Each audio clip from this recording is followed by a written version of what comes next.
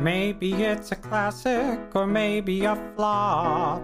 Has Katie seen it? She probably has not. She'll sit down and watch it if it's good or it's bad.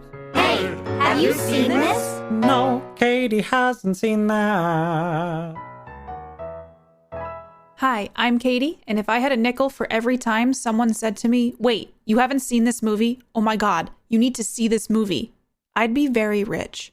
So this is my podcast where I finally watch those movies you all have told me I need to see, and I tell you what I think. Once again, we return with another episode of Katie Hasn't Seen That, but be warned, there will be spoilers, which could get hot like a boiler. Ayo, up top, that's the next word in our words that rhyme with spoiler. Unless one of you helps me come up with some sort of tagline, we're gonna keep on doing this. Today, I am watching a movie called Tank Girl. This was another movie choice for our St. Jude Children's Research Hospital fundraiser. There were 3 spots that people could donate to get movie recommendations in for Katie Hasn't Seen That, and I would watch them. And this one goes to effin' Karma, who donated for St. Jude and unlocked me recording this episode of Tank Girl. The other 2 movies, because I asked everybody who unlocked one of these to give me 3 movies to watch, just in the off chance that I had seen the one they wanted me to see. They also recommended The Brave Little Toaster. I have seen it, aka the saddest movie about inanimate objects ever. And the other movie was McClintock, which I have not seen and I believe is a Western, but that one intrigues me as well. So thank you, Karma, for donating to St. Jude and for unlocking Tank Girl as the next movie for Katie Hasn't Seen That. I have never heard of this movie in my entire life. I have no recollection of ever hearing the name Tank Girl or the words tank and girl ever used together. So this is like brand new everything for me. Yet when people were like, "You're gonna watch Tank Girl," my chat on Twitch just was like, "Oh my God, I love that movie." And I was like, "This what?" I was like the John Travolta walking around the living room in Pulp Fiction like, what? I feel like I've missed out on something. So because of that, I'm very excited to watch this. But I'm also really excited because it's from 1995. I'm a 90s kid. I fully believe that 90s alternative and 90s movies reign supreme. There's just something about them that just gives me that nostalgia hit. But also, I feel like there's just some good movies from the 90s. And I haven't had a ton of 90s movies for Katie Hasn't Seen That. So this one makes me excited. This movie stars Naomi Watts, Ice-T, Malcolm McDowell. These are actors I recognize and people I know. So I don't know how this one flew under the radar for me because it's also listed as a sci-fi action movie. It clocks in at 1 hour 44 minutes. It's rated R. You know what? I like R-rated movies. I think it's because there's, less limitations on what they can and cannot do. And I feel like there's just a little bit, I don't know. It could go either way. I just find that I appreciate R-rated movies more, but I do appreciate a nice PG-13 movie that just, gets creative with things so they can still get away with some stuff and not get the R rating. I don't know why, just R-rated movies, they just hit different, What do I think Tank Girl's about? I have no idea because I have never heard of this movie before in my life. If I'm going to go with context clues based on the title, there's gotta be a tank and a girl.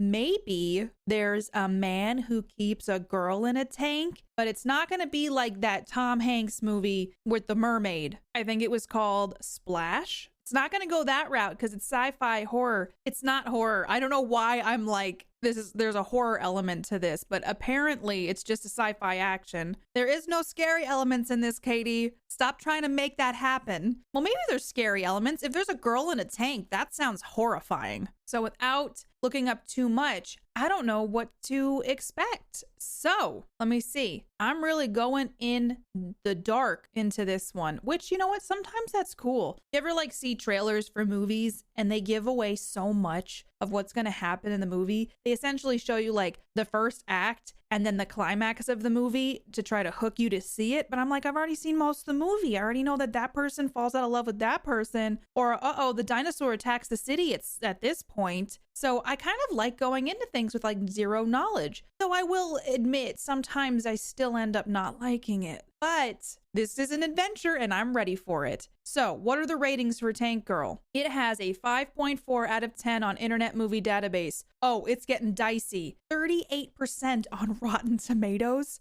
46% on Metacritic. Yo, but 82% of Google users like this movie. Google coming in with the, it's a movie. All right, this is all over the board with ratings. I'm getting ready to watch this and I have a feeling I might be bewildered during it, and I don't know why, but I get a vibe that I'm going to be confused and or in awe and or upset, because I just pulled up a movie poster for the film and there's like a blonde lady with goggles on and there's a tank with a frog looking thing on the front of it and it says tank on it, but it's also painted in a very Beetlejuice like fashion. So honestly, I'm kind of ready for this. All right, I'm gonna go watch Tank Girl. I'm gonna eat some popcorn maybe, and then I'm gonna let you all know what I think. I have returned and I watched Tank Girl. I have to say, maybe I should preface this. Last night, I had like an elevated temperature. It was the weirdest thing. So I just happen to know that my temperature runs around like 97 degrees. And like literally in the last day and a half, I've been running like a 1.5 degrees higher, which is super weird. So needless to say, I watched this movie in a little bit of a fever state. And I don't know if it helped or hindered things. So let's talk about Tank Girl. It has this like comic book opening where it's just, I kind of get it. This is a movie based on a graphic novel, which let me just read to you because I had to I looked up stuff about this movie because there's a lot to take in when you're watching Tank Girl. It's based on a British comic book created by Jamie Hewlett and Alan Martin, and it follows the story of someone named Tank Girl who drives a tank, which is also her home. I'm just going to read you something from Wikipedia. She undertakes a series of missions for a nebulous organization before making a serious mistake and being declared an outlaw for her sexual inclinations and her substance abuse. The comic centers on her misadventures with her boyfriend, Booga, a mutant kangaroo. The comic style is heavily influenced by punk visual arts, saying it's disorganized, absurdist, and psychedelic, and also that the strip has very little regard or interest for conventional plot or committed narrative. Legit, that at least helps me understand the movie a bit, because this movie had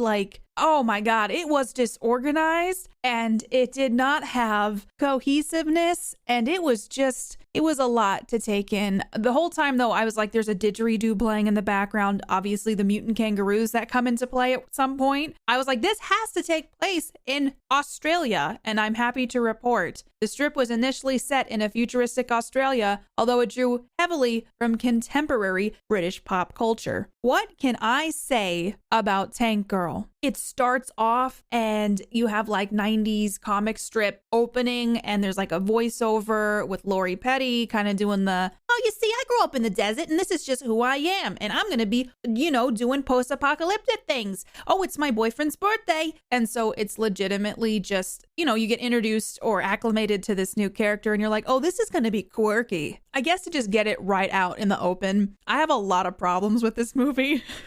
Mostly it has no direction. Is it a comedy? Is it trying to be funny? Is it trying to be tongue-in-cheek? Who is this movie for? It cannot be for kids because there's boobs. You know what? I'm getting ahead of myself. Cut back to the opening. The year is 2033. So, we only have 12 more good years before the comet hits the earth and water and power takes over and becomes the evil in the world, which honestly, that's not too much of a stretch to me. I have to say, the idea behind this movie is really neat. I love post-apocalyptic movies and I love 90s culture. So in theory, I should have loved Tank Girl. It was a little jarring with the transitions with the comic book and the art. I loved the art. The art was really cool. And on the animations, I was like, this stuff looks really good. I just don't know that it worked very well with the movie and how they utilized it for the film. I love post-apocalyptic things. I really enjoy the idea behind this, that, you know, water and power is super evil and water is a commodity. The guy who played the evil man in this, Malcolm McDowell, he plays like Kesley, the guy who is kind of in charge of the evil water and power corporation. And there's a way that they like kill people. It's like essentially they stick a thing into your body and then it turns into a filled water bottle. Like it sucks the liquid out of you and makes like water that's drinkable. And I have to say, when that first happened, I was like, whoa, that's kind of a cool concept. And also, damn, that's a neat practical effect. So I did enjoy like aspects of this movie, and I feel like on a whole, this is a cool idea for a movie. It just was executed in a way that felt like I was watching a TV show, or more like I was watching a music video, like a very, very long music video from the 1990s. From like No Doubt. Is that how anyone else feels? Because that's how I feel. Malcolm McDowell, though, did a great job as the bad guy. And I feel like overall, each of the characters individually made sense. It's just like all together, it was weird and it didn't really make sense. And it felt very cartoony, which I know it was like based on a comic book, right? But there's just something that maybe could have been done differently to make it not feel so casual. Like I watched this movie and I looked at the sets and I looked at the costume design. I looked at the tank and all those explosions. And I was like, this took time and effort to put together. It just missed something. It missed like everything. Every scene missed something. And I don't know if it was like the times that Tank Girl would just look directly into the camera or almost seem like she was posing for a photo shoot, or the serious moments where Sam, the little girl, is being held in a drain. And apparently Tank Girl had time to do her hair and change her costume. It just felt like I wasn't rooting for anybody. And it was just like someone grabbed my hand and dragged me along with this story that was just frenetic and all over the place. It essentially felt like a kid's movie, but with adult content in it. Like the mutant kangaroos and like the little girl calling her brother a peanut at some point, which was funny. I mean, that's a funny thing to say. She was riding a cow in the beginning and it's like, oh, cool. This is going to be something super different and unique. And it is different and unique, but it didn't really work for me. I don't get Tank Girl, y'all. The intermingling of the 90s grunge soundtrack, which I get, it fits the tone of the movie, but there's the point where she's like, don't come any closer. And she starts like using a scissor to cut her tights off. It just really nothing fit. Nothing made sense. Things went on for too long. Things went on for not enough time. And then you're in the next scene. You're like, what just happened? And you could follow what was going on. But there were times where I'm like, wait, why didn't they set that up? There was like very little character development. The movie is weirdly childish. Yet they have such adult content in it. And there's so much rapey sexual harassment things. And I was confused because I'm like, is this women empowerment or is this a commentary on that in some way? Because there's moments where, you know, at the big bad water and power, they've kind of enslaved people to do work for them.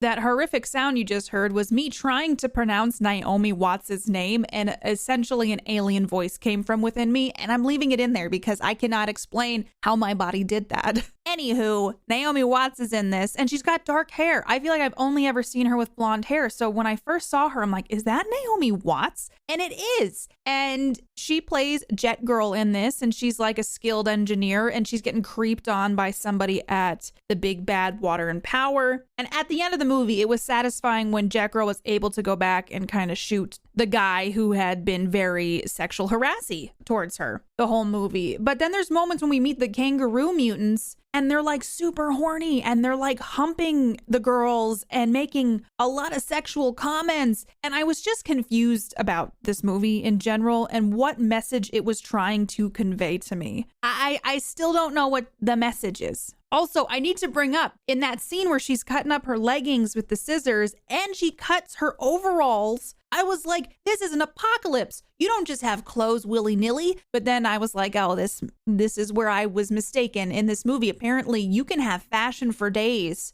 after a comet has hit the Earth. So that's like soothing to me because I need glasses. And so that makes me think, oh, well, if you can just get whatever clothing you want, maybe in an apocalypse, I can like still see an optometrist and make sure my glasses prescription never gets too weak. Because that's my biggest fear is if there's an apocalypse, I'm like, oh, I think I could survive in one. And then I remember that I have really bad vision. So I wear contacts most of the time. In an apocalypse, no one's making the contacts. Also, your eye doctor's probably a zombie, not going to be making you some new glasses, making sure to check one or two. So that's my biggest fear is that if an apocalypse comes, my vision will be my downfall. But my brain has also worked out a plan. I'm like, all right, one of the first things I got to do, go to like an optometrist, doctor's office, or that even the one at Walmart and just grab tons and tons of different glasses prescriptions that are waiting to be picked up and bring them home with me. And hopefully over the years, I can figure it out. And now you have that plan too, if you are also nearsighted.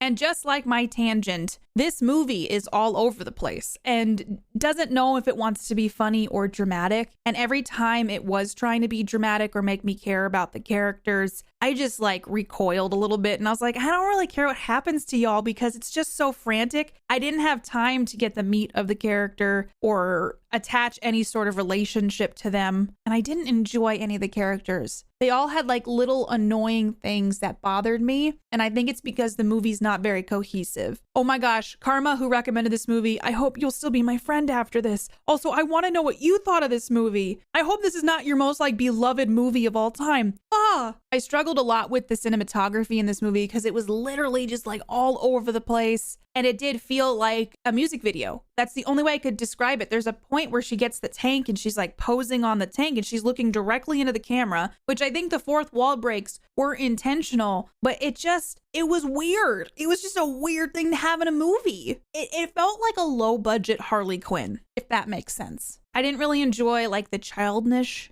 of it. I didn't really like how childish it felt. Like Tank Girl was just not mature. She's living in this world and she's clearly an adult and she's just not taking any situation seriously when there really is some serious. I mean, I almost was like, is there something wrong with Tank Girl? I think maybe there's something wrong with Tank Girl. It probably didn't help that I felt like Tank Girl was kind of annoying. I thought Lori Petty just really put her all into it and I respect her for that and can appreciate that she did her work for this movie. I just didn't enjoy Tank Girl as a character because it felt very self-serving, and that's how the movie felt. The movie just felt very self-serving, but I don't know to what extent. Was it just a grandiose and callous way of presenting this comic book? And I just think I've been spoiled by comic revisions of today and comic movies of today. And I mean, honestly, I like the grittiness to those. And I just feel like something like this in a gritty remake would work really, really well. I felt like there were a lot of plot holes throughout this movie. It felt almost like a bad stage play where nothing makes sense, or you went to like a high school play and it's like, we wrote this and they just dragged out sets. And, you know, some girl came out and was like, oh, you know what? You just want to do that with the water. And then like there's kangaroos at some point. And then the kangaroos just start humping people. I mean, the kangaroos were neat. And the fact that like Ice-T was one of them, Booga was the best character, obviously. I think that is the one redeeming thing about this movie is Booga. It's the only thing I liked in this movie. The makeup for the kangaroos really wasn't that bad. I did think that was kind of fun, that the ears moved when they were emoting and things like that. And the fact that they got Ice-T to be a kangaroo is honestly very impressive. I am a big fan of 90s culture and nostalgia, so there are a lot of 90s Easter eggs peppered throughout. And I think if you try to view the movie as like, it's just a fun romp of nostalgia, but like I was wanting more as I was watching it. Like there was a Trolls doll in the tank at one point. Also, I think it upset me how hard she was on the tank. I'm like, your name is Tank Girl and you are being so rough on this tank that is your home and that is your main transportation. And she's just yanking gears. And I don't know. That was upsetting to me because I'm like, take care of this. This is a post-apocalyptic world. I think I got really hung up on the fact that this all took place place in a post-apocalyptic world. And how could you not be more careful with your resources? I think I've watched way too much The Walking Dead, and this is maybe what ruined Tank Girl for me. But on top of that, there's barely any establishment of Tank Girl or the characters. It's just like you're thrown into this, and I don't feel like there's much growth in much regard besides costume changes. The movie felt very rushed, but it was also incredibly long. Like the whole dance sequence in the club when she makes the...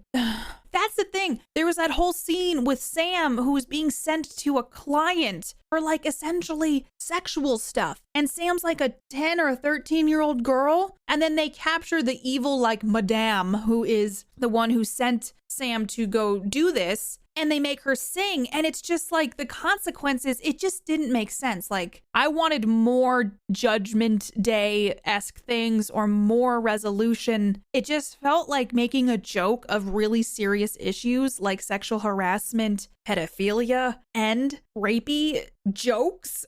There was stuff like that where I'm like, it might have been a product of its time, but I'm just like, damn, guys, damn. Also, when we got to the ending, that last fight between Kesley and Tank Girl, like that was kind of neat. Like he had a holograph head, super intense hand cyborg arm, and they battled it out. The fight was a little lackluster, and essentially he gets downed by a bucket of water being dumped on his head because she can't actually use the tank that she lives and uses daily. I think the incompetence of the lead character is upsetting because she's also so confident. And it's like that misplaced confidence that some people have where they're like, yeah, I know exactly what to do like all the time. And then they try to execute it and they don't. But they like make other people feel bad because they're like so confident and they say things with such conviction, but they're generally the people who can't do stuff the most. So this movie is just misplaced confidence. So essentially, this movie is made around a character that encapsulates one of my pet peeves in life. Also, at the end, it just was the most random thing. Like, she starts making out with Booga, right? You know, so now it's like, oh, she's dating a kangaroo man. Good for her. But it just does all this like comic book animation that doesn't make any sense. It was like all over the place. I was like, am I supposed to be tracking what's happening here? At first, I was like, oh, is this like animation to express that Tank Girl and Booga are having sex? I literally was sitting there like, I think that's what this is, but that they wouldn't show it on film. And then it was very clearly not about that. And there was like a mission that they were on with Jet Girl. And then the movie just started rolling credits. And I was like, all right, I guess we're here now. Again, the art in the movie was really cool. And I love the 90s punk culture. I'm always like into that kind of stuff. And, you know, these actors did really give it their all. And I can tell that they did. It just didn't hit the mark for me. You know, it didn't touch any part of me that I felt I could connect to or just let go into the frenetic, frantic energy of it. Because I think there were some like actual big issues and plot points that could have been explored that were almost just made into like jokes. And maybe in some philosophical weird way, that's a way of coping with things. And I couldn't tell if this was supposed to be a female empowerment kind of movie, but it just kind of felt like there's a lot of abuse of women in it and a lot of loose ends. Just like this movie just had a lot of loose ends. All right, I need to know, if you've seen Tank Girl, what did you think of it? I also want to say thank you to Karma for recommending this movie to me. For Katie hasn't seen that, for St. Jude Play Live.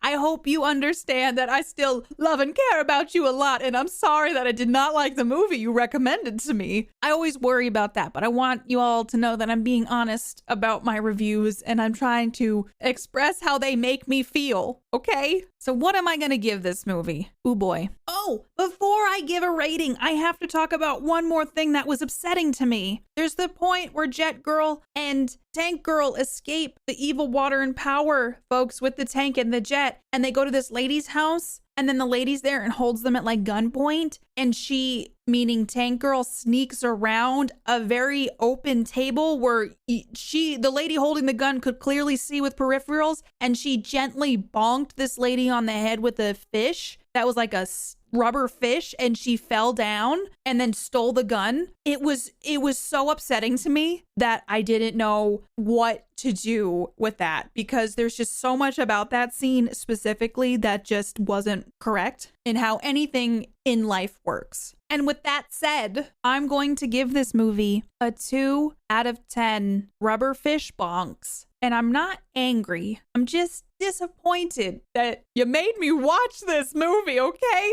Seriously though, I really do appreciate you all giving recommendations and letting me experience movies that I wouldn't normally experience on my own. Apparently, Tank Girl's a very popular movie. I have never heard of it before this recommendation from Karma, who again, thank you so much for donating to St. Jude and recommending this movie for me to watch. But when I had mentioned in my chat on Twitch that I was watching that, like literally the chat flooded with people who said they loved this movie. So it's yet to be seen if I'm going to be disowned by folks for not liking Tank Girl. But on that note, let's share some comments from you all from the last episode of Katie Hasn't Seen That, where I watched Invasion of the Body Snatchers from 1978. And the first comment I will be reading is from Gothic Mess, who is the one who recommended Invasion of the Body Snatchers, who said on YouTube, "This episode sure was snatched. LOL, I hope I'm using that right. Thanks for giving this a watch and for not hating me for picking it. I can hardly wait for the rest of the St. Jude episodes." Thank you, Gothic, for the recommendation again, and I'm so glad that you enjoyed the episode. And another comment from Twitter from A Tale Told, who said, "Loved the rabbit holes in your review of this. The third best of 4 movie versions of the book. The food inspector detour was especially enlightening." Thank you, A Tale Told, for listening to the podcast, and I appreciate all the fun facts that you always share with me about each movie I watch. Thank you again to everybody for listening to today's episode on Tank Girl. Please let me know what you think about Tank Girl. There is one more movie left in our St. Jude incentive recommendations, so keep your ears peeled for that. Follow me on Twitter at PlayKatiePlay, and you'll get lots of fun content from me on top of tweets letting you know that a new episode has come out. Follow me on Twitch at KatiePetersPlays. Come talk to me about movies and let me know what you thought of Tank Girl. And also, as always, I upload these to YouTube. Please give this movie a 5-star review. If you like my podcast and enjoy what I do here, it would help me out a ton if you left a review over on any